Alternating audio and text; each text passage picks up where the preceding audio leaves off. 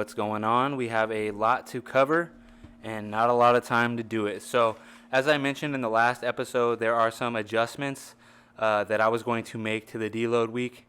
So the video you're watching here is block 3 deload, week 12 total of the whole entire program.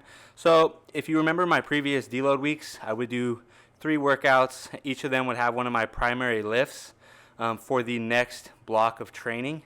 And I was doing 8 total sets, 2 warm-ups and 6 working sets of 5. And looking back, something I would change is, I kind of discussed how when you change the exercise variation and you do a new variation, you kind of get you'll get sore just from something, a novel stimulus, right? And so I kind of mentioned how in the first week of each block, I would get sore, even though the volume was the least of the entire block. Like usually that first week would be harder. It would be perceived as harder than like the second and third week, even though I was doing less work. So that being said, something I would change is going back is I wouldn't perform a new exercise variation in the deload week. I would just continue to do the variations from the previous block. And then the second thing is instead of doing 2 warm-up sets and then 6 working sets, I would cut those working sets in half and just do 3. So my rationale before was I just wanted to practice the movement, and I think that's great and all, but just I think that the fact that the deload and the recovery is the main goal there in that deload week, I'm just going to cut that volume in half. So what I did here in this deload is 3 workouts again, and since in block 4, our max strength phase coming up next week, the lifts that I'm trying to max out on are squat and overhead press. I'm going to squat and overhead press in my deload week. So here, basically what I'm doing is I do 2 warm-up sets followed by 3 working sets like I just discussed. But the workaround here is instead of just doing like the squat one time during the deload week, I'm going to squat every day. So overall, I'm still going to get 15 sets in that deload week, but just 3 working sets. And you can see here that I go on the first workout, I get up to 50%. Second workout, I worked up to 70%. And then the third workout, which you're watching, is I worked up to 60%. So again, very low volume, low intensity. But either way, I ended up getting 15 total sets in the deload week. And that's just because I do think there is a ton of value in practicing the movement before, again, I'm going to get in here and try to max out in block 4.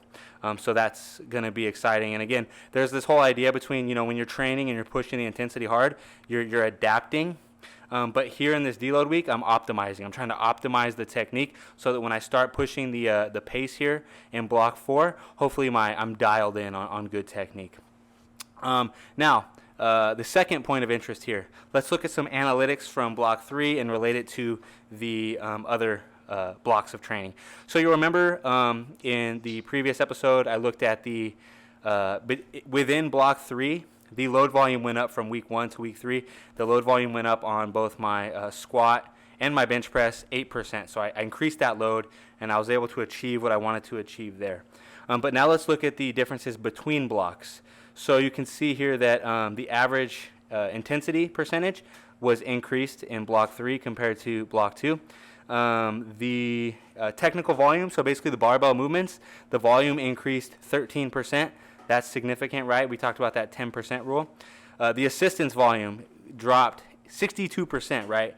I mean, it dropped drastically. I was basically not too concerned about assistance work here. I'm really transitioning and just trying to focus all my efforts into high intensity.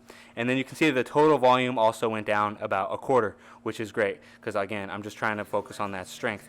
And then the other interesting thing here, if you look at the technical percentage, so what percentage of all the work completed was barbell movements, and then what percentage was assistance work. You can see in block 2, 32% was technical volume, 68% was assistance work, so most of the work, 2/3 of the work was assistance stuff. And then in this block 3 here, it swapped, so 2/3 of the work became barbell movements, whereas only 1/3 was technical stuff. And then the last thing I want to touch on is some lifestyle stuff that I've been addressing. So my diet, right? I'm up around 200 pounds. I'm actually down to 195. Lately, I've been trying to lose a little bit of weight, but do it the right way, right? So really, I'm focused on just hitting my protein targets daily. And then I can be a nighttime snacker. And so I've been really good at basically not snacking at night over the last about 2 months. And then the other thing is I was drinking about I was probably drinking about 1 or 2 alcoholic drinks a night. So probably between like, I don't know, 10 and 12 drinks a week.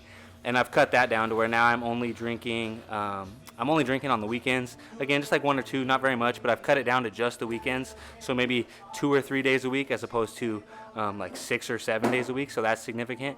And then I was probably snacking, honestly, like 4 or 5 days a week in the nighttime. And I've cut that down to about 2 times a week. And so you can see that without really even tracking calories and being super anal about that, I've cut out a lot of calories just from some simple minor tweaks and a little bit of self-discipline, and I've been able to drop a little bit of weight. So like I said, I'm down about 5 pounds in the last 2 months, and I would imagine, just because I know I'm getting stronger and my performance is continuing to increase, that was probably all body fat. Body fat. So what I've done is too, I've been tracking my weight as well as a lot of measurements, hip and waist measurement, and at some point here I'll post all that data as well. And then the last thing I try to do on my deload weeks is I try to, and I've done this the last 2 months, is I try to incorporate a 24-hour fast somewhere in there, and that's just something I've recognized with that over time.